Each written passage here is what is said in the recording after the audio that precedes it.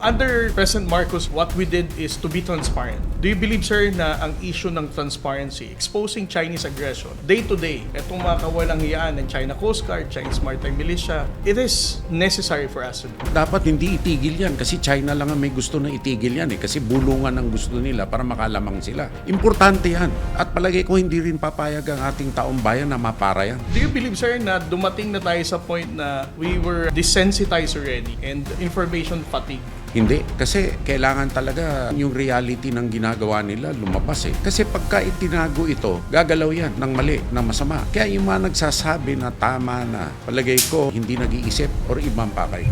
No spin, no lies, just the truth. Magandang araw sa lahat ng ating mga tagapakinig at taga-subaybay ng Just the Truth. Saan man kayo naroon, maraming salamat sa patuloy ninyong pag-tune in at pakikiisa sa bawat episode.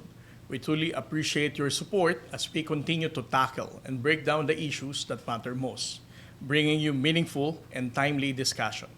Ako po si J. Tristan Tariela, ang inyong lingkod na handang ihatid ang mga bagong kwento, mahalagang kaalaman at mga katotohanang dapat alamin at pagnilayan. Sa bawat episode, ating hinihimay ang mga katotohanan, konteksto at mahalagang impormasyon tungkol sa West Philippine Sea.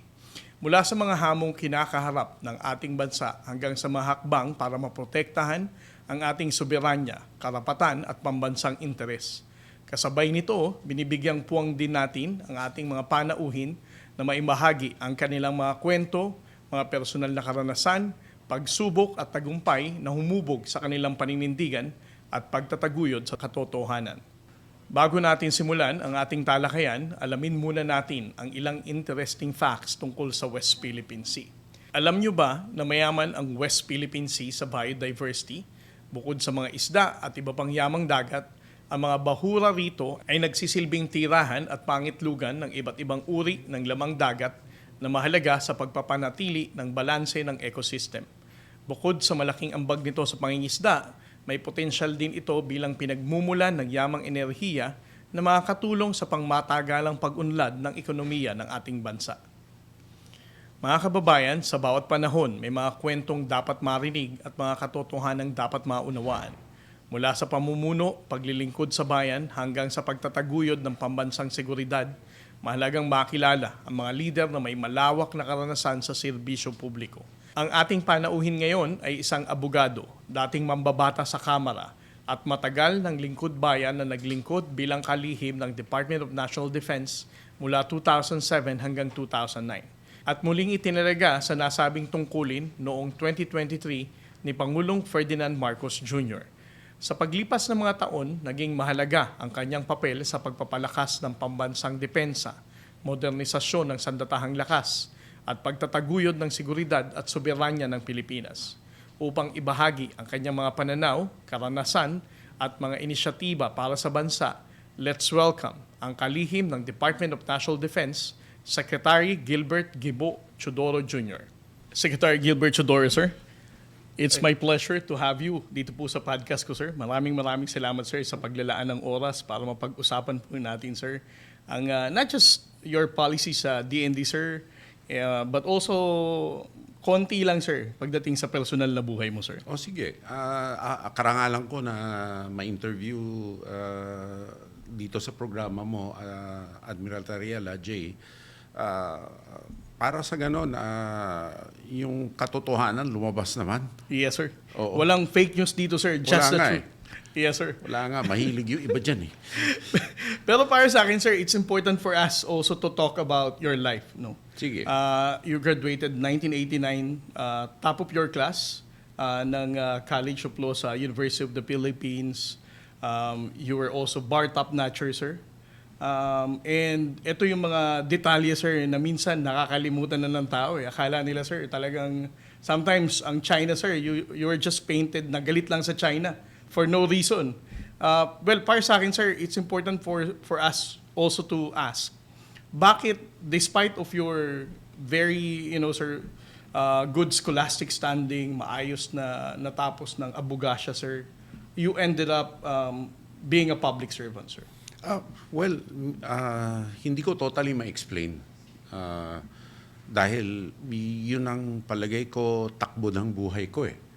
Kasi nakabenepisyo ako ng several experiences sa public sector magmula nung 1980 nung ako ang nahalal bilang kabataang barangay regional chairman ng Region 3, Province of Tarlac. No?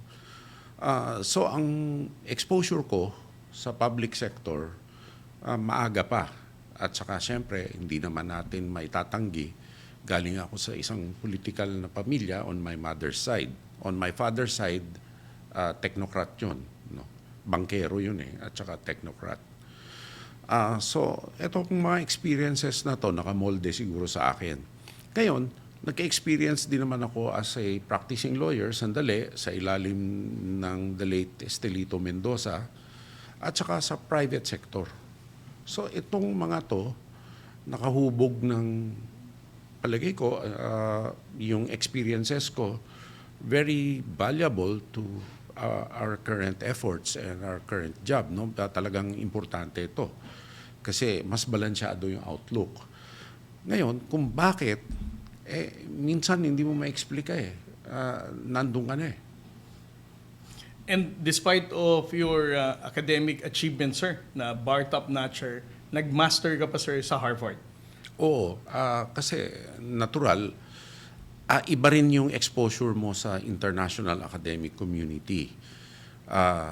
Doon sa lawak ng pwede mong pag-aralan, ako naman, ang ini-specialize ko doon is highly commercial and highly financial, yung law base, no?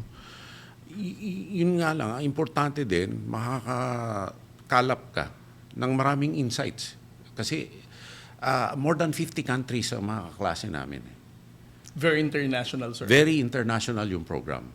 10 lang ang Amerikano namin kaklase. Na ang normal career track nila, magtuturo sila. Kasi en route yan sa doctorate nila. And then after you came back, sir, you ran for congressional district ng Immediately. Tarlac. Oo.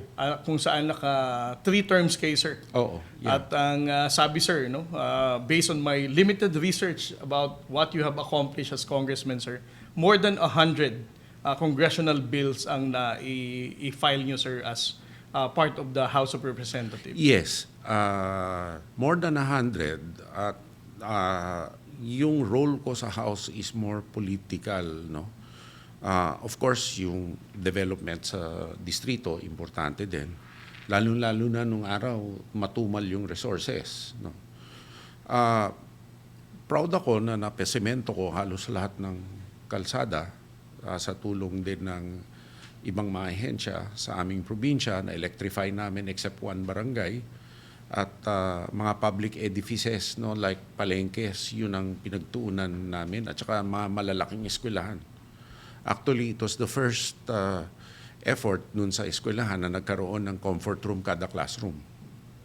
Because of your efforts, sir? Oo, pinilit ko talaga, at saka mas malaki yung espasyo para hindi nagsisiksikan yung mga bata.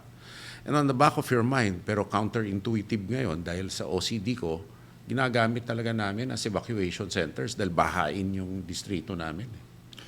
Speaking of OCD, sir, ang alam natin, sir, isa yan, sir, sa strong point mo ngayon na tinututukan din as Defense Secretary. It's also worth noting, sir, na after you finish your 3rd term, you were appointed as Defense Secretary, the youngest ever, ng 2007. Ang OCD noon before is still NDRRMC. Yes. And it is also through your recommendation for the NDRMC to become a much more responsive organization under the Defense Department, sir. Yeah.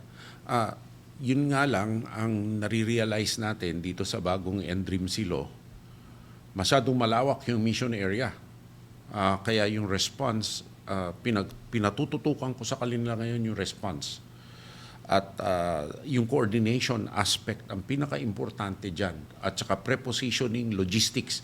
Actually, on the prevention side, it is really a much broader, mas malawak eh. Kasi magmula sa geology, magmula sa engineering, nandyan na yan eh. Yes, sir. At kung lahat yan gagawin ng isang ahensya, hindi kaya. Yes, Alam sir. naman natin specialist in everything, major in nothing. Yes, sir. Kaya wala eh. Kaya ngayon ang ating, kasi mas madalas at mas matindi yung palo ng natural calamities ngayon, kailangan mabilisan na response at all the effort should be on making response more targeted and quicker. Looking back, sir, 19 years ago, as a Defense Secretary then, what were the challenges then na iba sa challenges mo ngayon, sir, as Defense Secretary? Matindi yung internal security challenges nung araw. May active separatism sa Mindanao, may Abu Sayyaf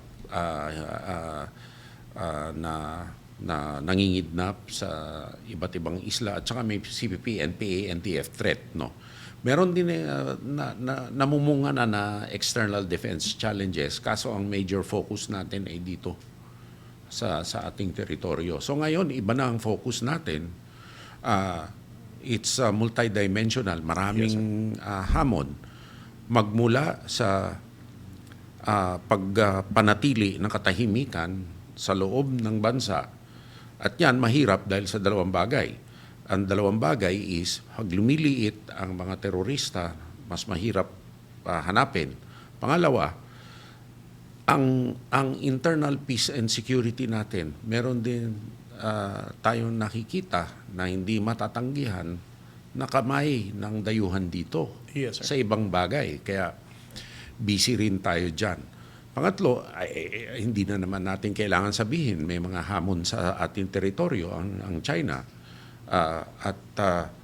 Hindi natin alam in the future kung sino pa ang magiging magbabalak na masama laban sa atin. Kaya ang leksyon nito, lahat ng bansa sa mundo nagpapatibay ng kanilang deterrence and external defense. Ito, hindi na pansin ito sa ilang taon. Ngayon naman, nung umupo si Presidente Marcos, pinabilisan niya. Yes, sir. Mahirap na trabaho to kasi foundational to, building block ito. On the other hand, hindi pwedeng maghintay-hintay.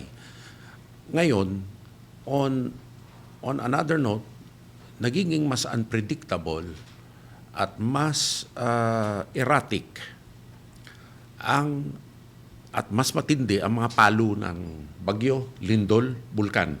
Yes, sir. Sa atin. Tsunami. Yes, sir. Sa atin.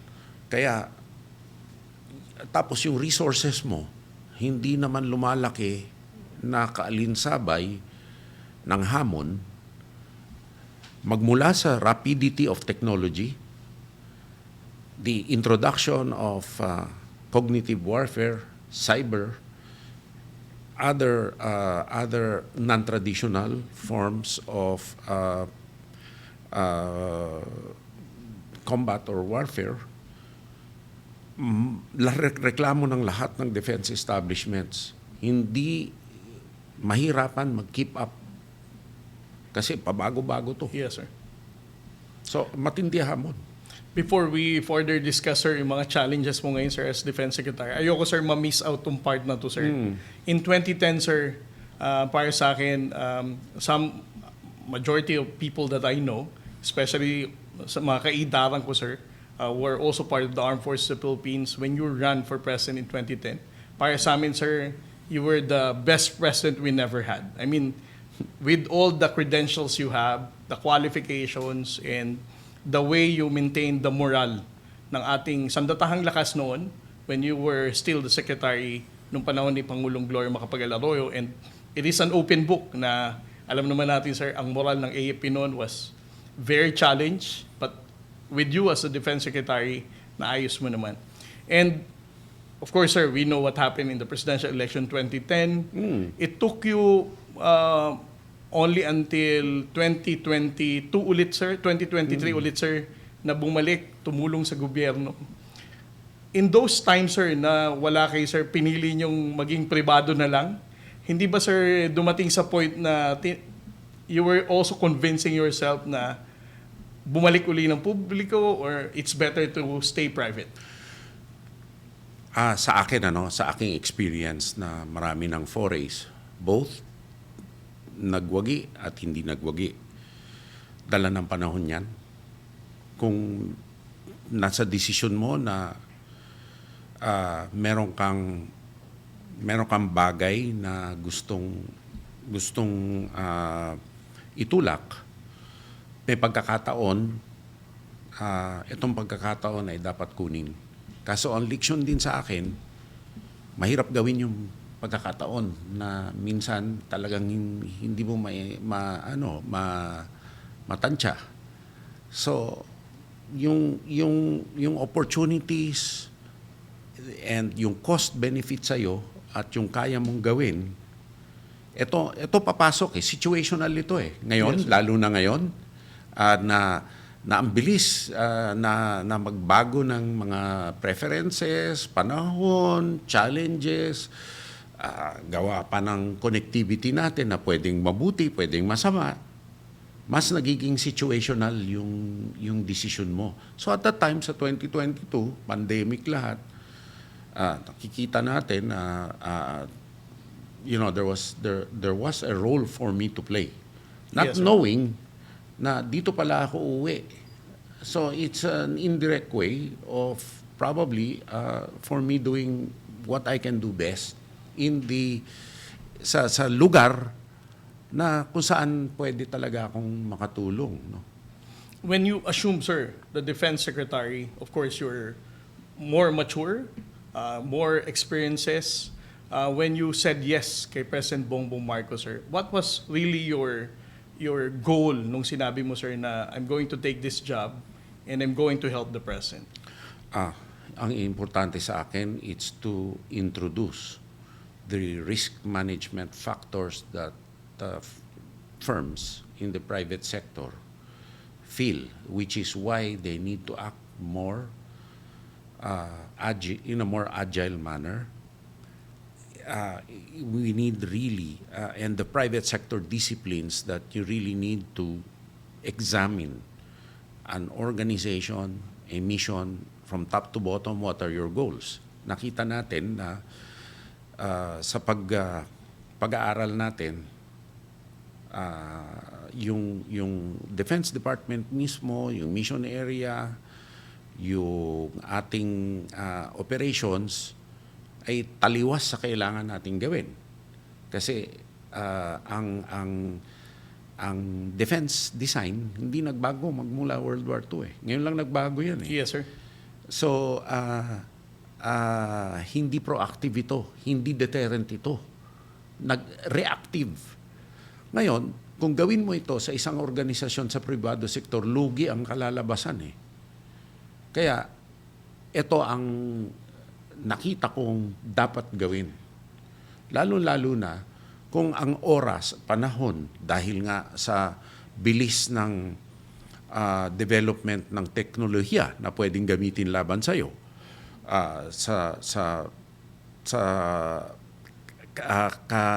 hindi mo mapredict yung mga galaw ng iba, lalo-lalo na may AI ngayon. Kailangan talaga mas mabilis kumilos. Mas mabilis kumilos, hindi lang kami, buong gobyerno yan. So this is something, sir, na not just on the department level, but you also expect the AFP and other DND agencies. I have no problem follow. with the AFP. We have, wala akong problema sa AFP kasi naka-adjust na nga, ang daming mission area Yes, sir. At niyakap ito ng AFP kasi nga, yung talagang kailangan nilang gawin, ginagawa na nila. No? Yun nga lang, kailangan yung pag-iisip na kailangan bilisan natin ang trabaho. Hindi na pwede yung panahon ng noong araw, no? Yung Filipino time, nga, hindi pwede yun. Yes, sir. Dapat more than 100% faster. Kasi mas mabilis yung mga hamon Yes, sir. sa lipunan. Going back, sir, dun sa dinidiscuss niyo po kanina na the threats right now are different with the threats that you face during the time of GMA administration.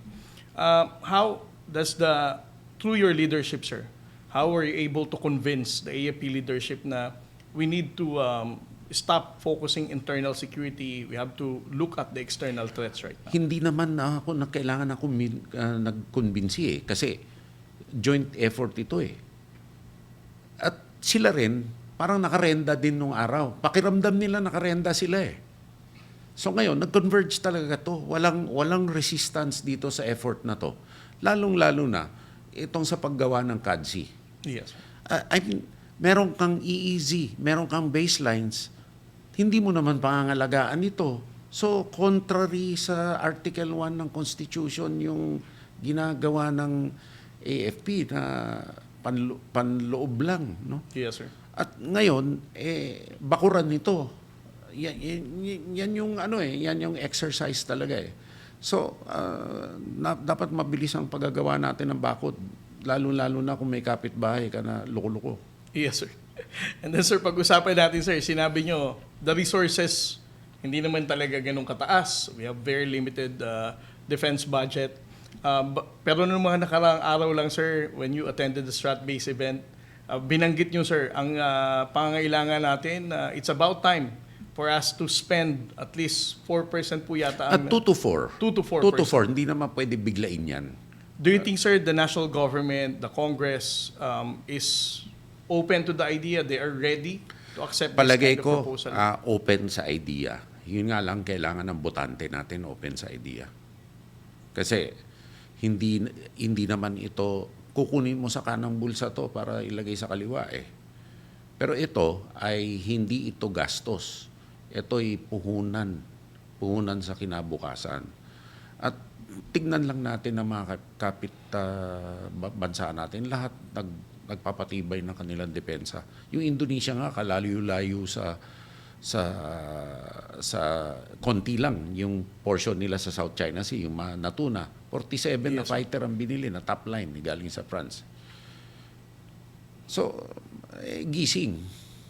And related dito, sir, yung modernization natin, the Horizon 3. Can you discuss, sir, what are your priorities for our Horizon 3? Unang-una yung building blocks, yung secure connectivity, command and control.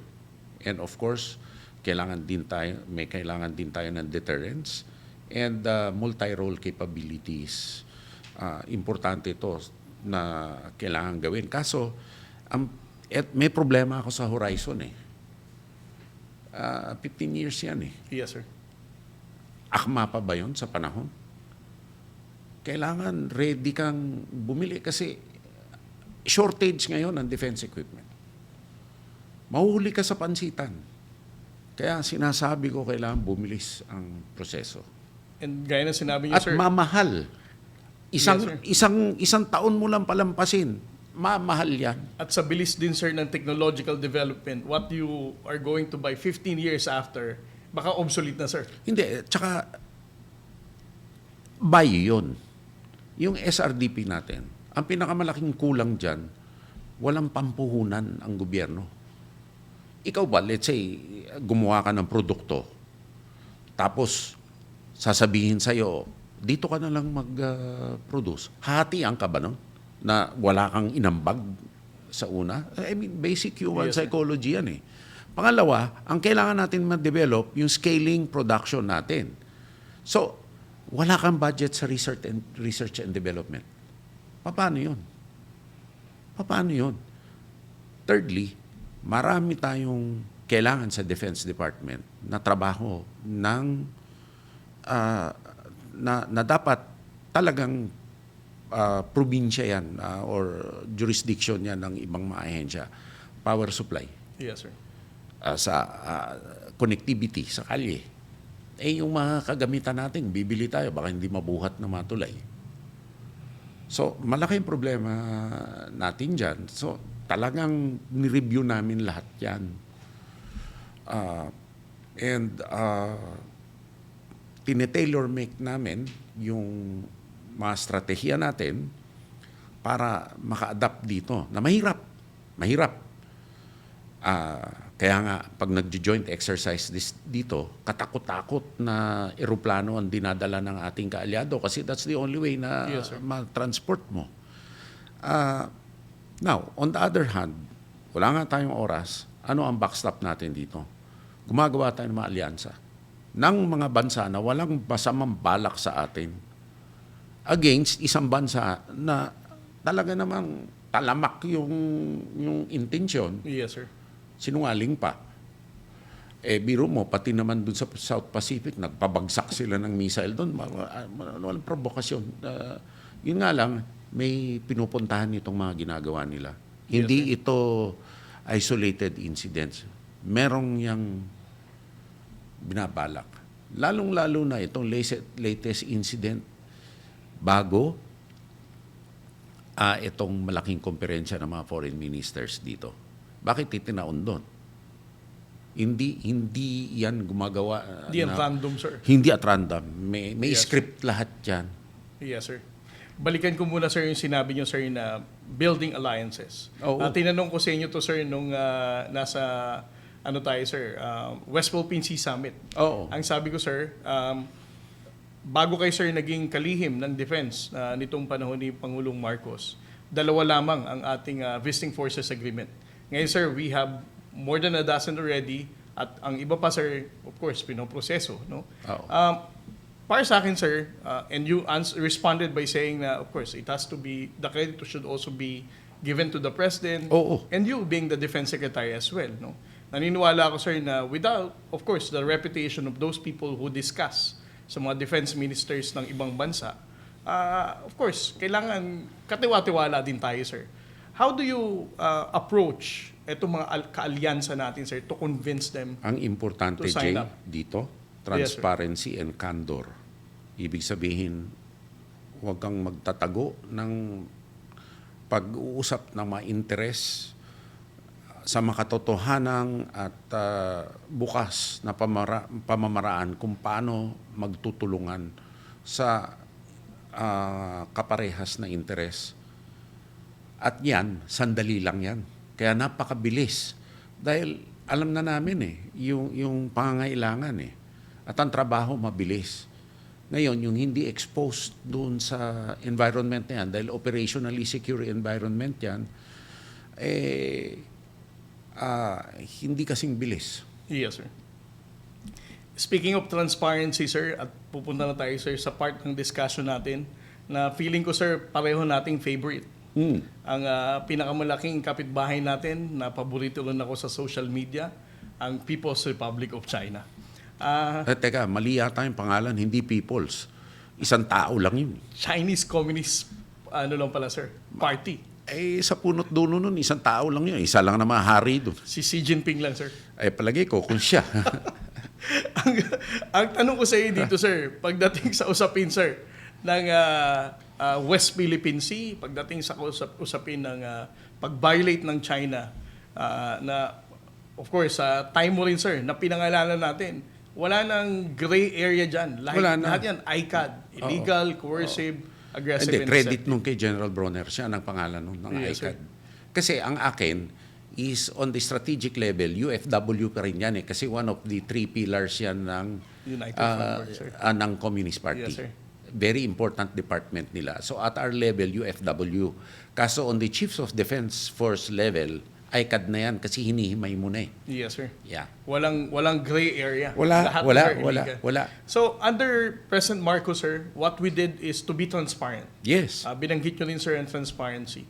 Do you believe, sir, na ang issue ng transparency, exposing Chinese aggression, day-to-day, itong mga kawalang hiyaan ng China Coast Guard, Chinese Maritime Militia, Philippine Navy Warship, it is necessary for us to do. Kailangan. At saka dapat hindi itigil yan kasi China lang ang may gusto na itigil yan kasi bulungan ang gusto nila para makalamang sila. Importante yan. At palagay ko hindi rin papayag ang ating taong bayan na mapara yan. Ano ang comment nyo, sir, sa mga tao nagsasabing, hindi, hinto na natin itong transparency kasi nagsasawa na yung mga Pilipino. Do you believe, sir, na dumating na tayo sa point na we were desensitized already and information fatigue? Hindi. Kasi ano yan kailangan talaga yung reality ng ginagawa nila lumabas Kasi pagka itinago ito, gagalaw yan ng mali, ng masama. Kaya yung mga nagsasabi na tama na, palagay ko either hindi nag-iisip or ibang pakay. Yes, sir. Nabanggit nyo na rin po kanina, sir, yung misinformation and fake news. Foreign interference, malign influence. Yun ang problema Pag tahimik ka, nasa sa kanila yung basketball. Yes, sir. Huwag mo ibibigay yung basketball, huwag kang magpaagaw ng bola. So magpa-publicize lang ng kung ano sa Facebook Oo, yan, nasabi sir. ko kay Karen Davila kanina, ang nanguunggoy, huwag kang magpaunggoy. Kung hindi, mas unggoy ka kaysa sa unggoy. Nanguunggoy. Mas matindi, sir, kapag tinanggap mo na unggoy ka. Di ba, sir? Yun hindi ko tatanggapin na unggoy ako. Ang isang issue natin, sir, whenever we engage the Chinese Maritime Forces. Pero mas mabuti pang tawagin kang unggoy kaysa sa nangungunggoy. Or nagpapaunggoy. Well, can you expound, sir, anong difference, sir, na nagpapaunggoy sa... Alam mo na inuunggoy ka niloloko ka Kung pumatol ka, maniwala ka sa nanguunggoy, talagang unggoy ka. Tayo hindi naniniwala dun Pilipino hindi naniniwala Yes, sir. doon. So hindi unggoy ang Pilipino. Yung mga tao nila ang unggoy kung naniniwala. Yung mga sumusuporta sa China, sir. Ayun. Sila ang nagpapaunggoy. Yun, nagpapaunggoy unggoy. Oh. Sila sa If unggoy. it looks like one, it quacks like one, it is one. Ang isang mainit na napag-uusapan, sir, na sinagot mo to, sir, sa Shangri-La Dialogue. Lahat na yata, sir, ng security conferences na napanood ko to, sir, lagi mo sinasagot to. Do you really believe na magkakaroon tayo, sir, ng isang code of conduct na susundin ng China? At ako ay trabaho ko maging skeptical. At ang napag-aralan ko, hindi lang sa experience ko, ang definisyon ng kasunduan, iba ang pangingintindi ng China, iba ang pangingintindi natin. Ngayon, siguro bukas naman ang ating mga opisyal dun sa realidad na yan. At nasabi na ni Secretary Lazaro, it should build on the arbitral award. Matindi yun. Matinding standard yun. At eto, nasabi na niya to, with the risk na yung ibang ASEAN countries hindi tinatanggap yung arbitral award. No? So, matinding statement to, we need to be read between the lines. So, sa tingin ko, sinabi na niya, it must build on the arbitral award dun sa kanyang mga salita doon sa anniversary ng 10th year anniversary. Matinding statement to. Yes, sir. And I think they're very conscious of that fact. No? But tingnan natin. Yes, sir. Nang inilabas, sir, ng China na kanila din daw, sir, ang Batanes, isa ka sa pinakauna, sir, na kinundi na ang statement na ito ng so-called Chinese scholars. Bakit, sir, naniniwala ka na as early as the level of scholars, we need to respond back? Hindi, kasi wala namang scholarship in a closed society. A scholar is a dead person. If it does not, kung hindi itong scholarship niya ay nagpapatibay sa mga naratibo nila, no? Baka sa siyensya meron silang mga advances, pero sa geopolitics hindi mo pa kakatiwalaan Kaya nga ang laban nila ngayon is civilizational.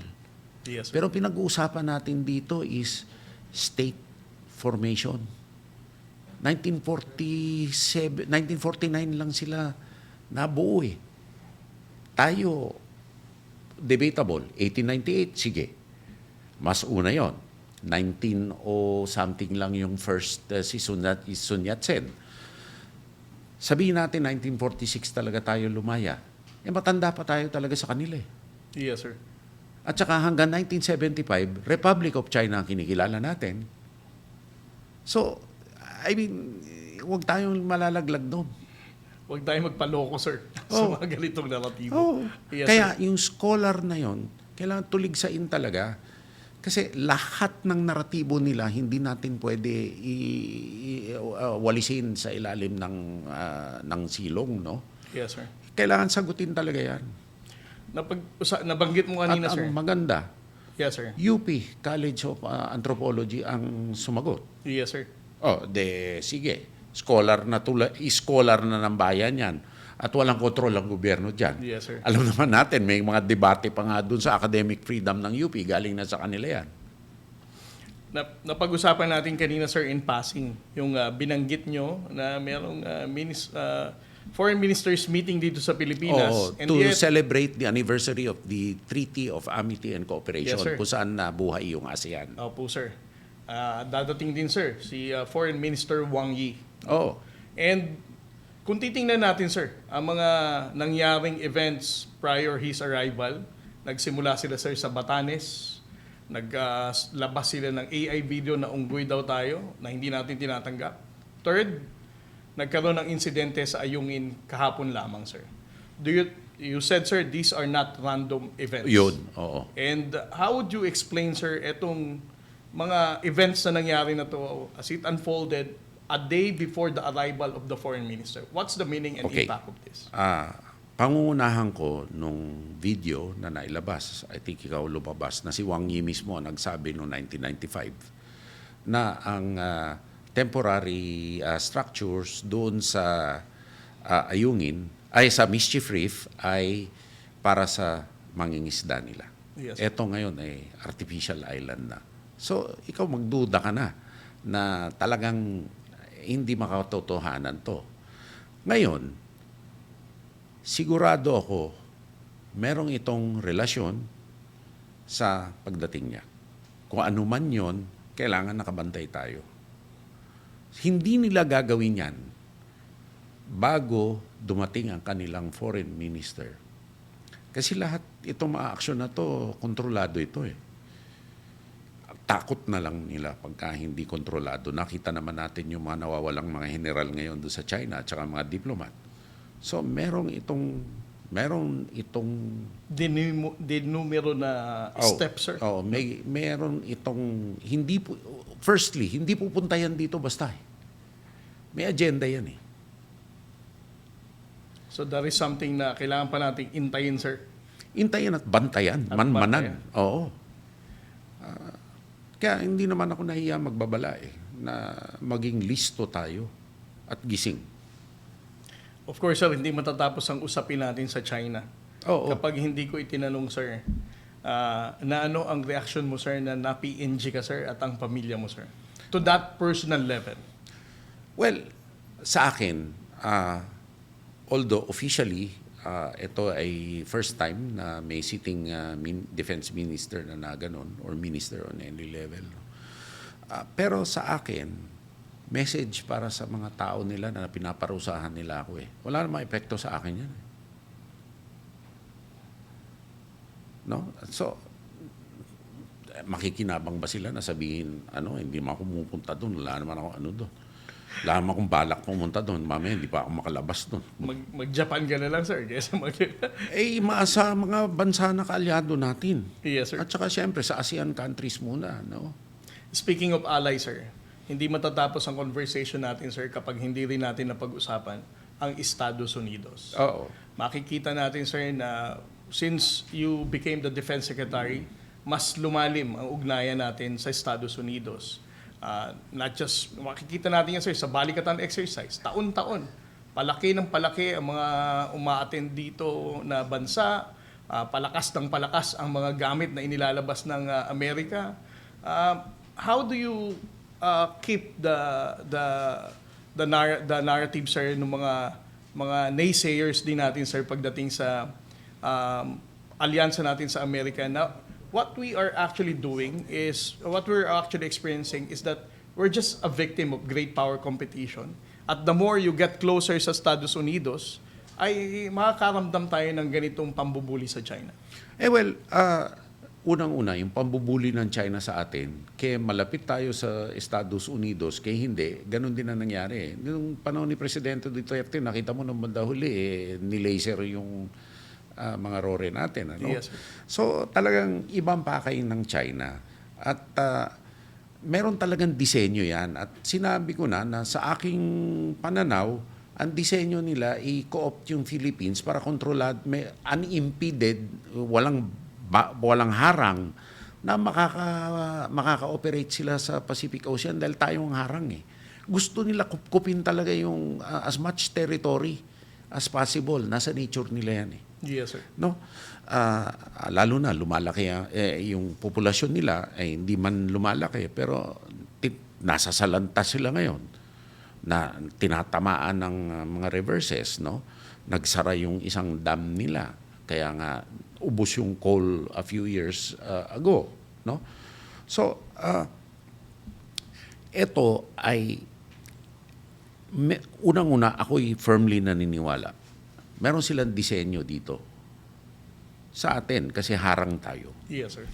Pangalawa, ito naman mga exercises na to dahil sa CADSI ito Para ang national defense kung ang nangyayari sa loob ng teritoryo mo, sasabihin mo provokasyon ng iba.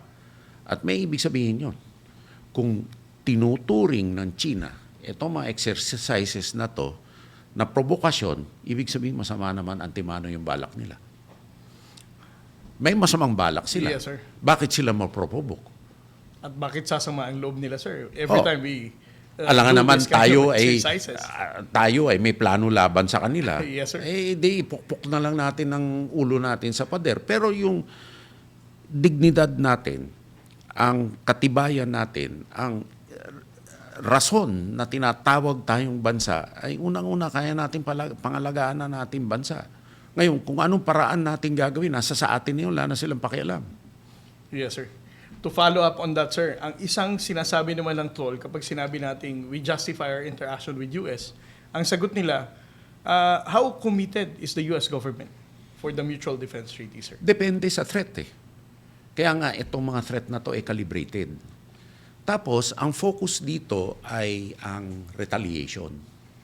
Yun nga ang iniiwasan natin, kaya deterrence ang ginagawa natin.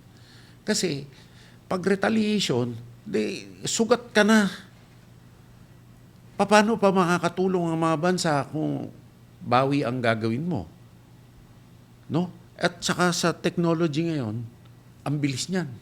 Yes, sir. Kaya nga sinasabi ko, ang oras hindi natin kaalyado. Masyado tayong mabagal kumilos. Ang isang question ko, sir, bago tayo mag-proceed, sir, sa next portion ng podcast ko, sir. May mga nagtatanong, sir, there is a disconnect between our diplomatic policy and the defense policy.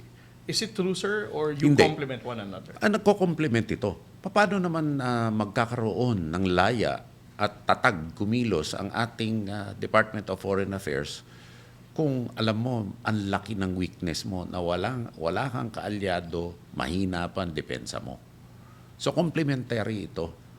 Kaya nga, yung dalawa na yan nagtatandem Walang malakas na bansa or neutral na bansa tulad ng Singapore. Neutral yan. Pero first day ng kanilang birth, 6% of GDP na yan. Or even more, depending sa pangangailangan nila at depending din kung anong ginagawa nung tingin nilang mga threat sa kanila. No?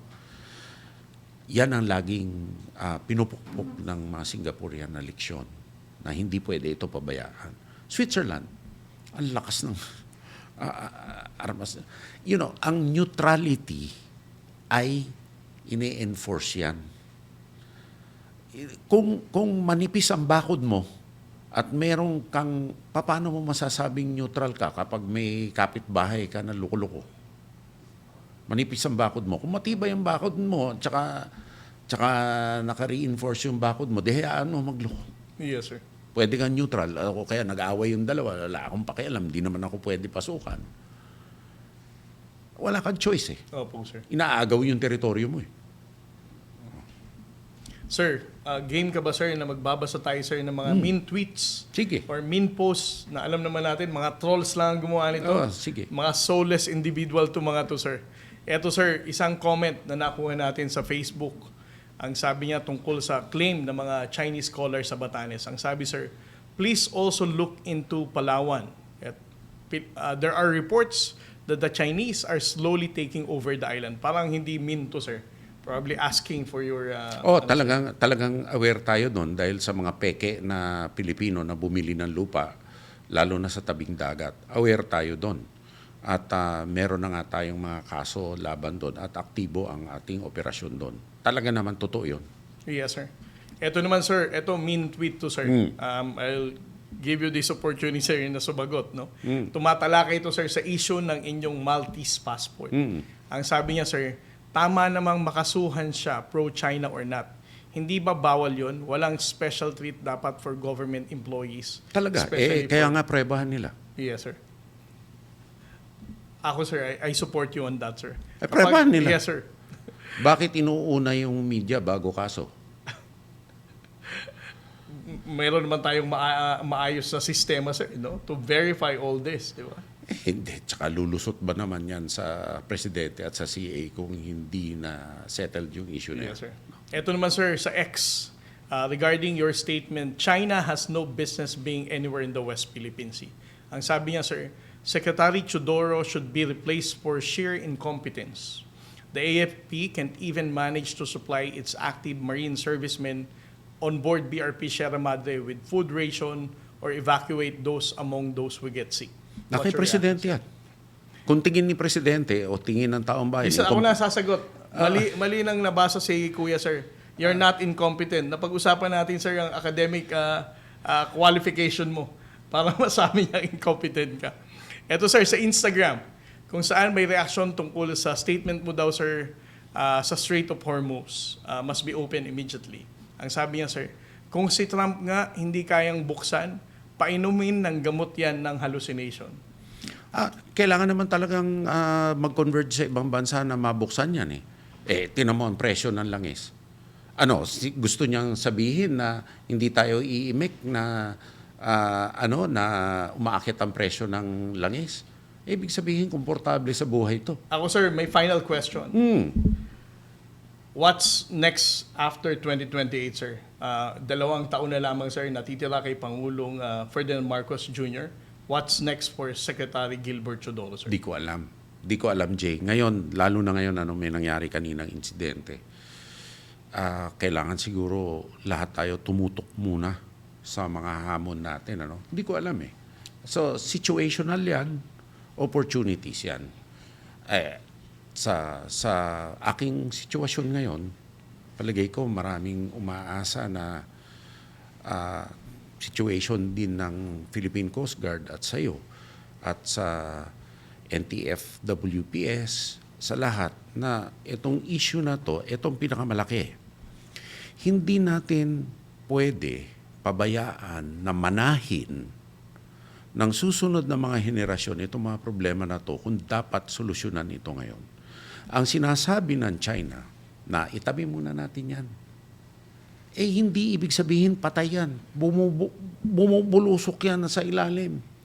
Tapos, mamanahin ng mga susunod na henerasyon na mas kailangan nila ang yaman ng West Philippine Sea. Palagay ko, katrayduran sa ating out of office kung pabayaan natin to at isang tabi lang natin itong issue na ito. Obligasyon natin sa kanila yan, sa mga anak natin at sa mga future generations of Filipinos.